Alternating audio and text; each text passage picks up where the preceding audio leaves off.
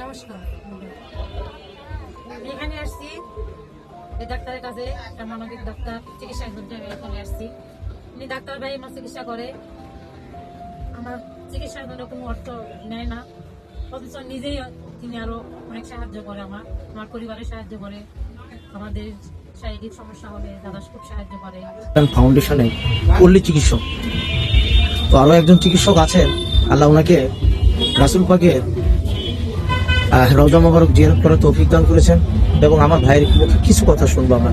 ভাইজান বলেন, আপনি কিছু বলেন। আসসালামু আলাইকুম। আমি একজন পুলিশ সব মোহাম্মদ শফিউল ইসলাম লাইনগর মানমলা হাটনগর।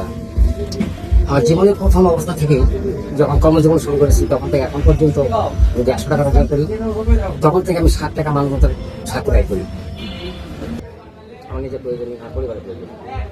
এই অবস্থাটা আমার এখন পর্যন্ত অব্যাহত আছে আলহামদুলিল্লাহ।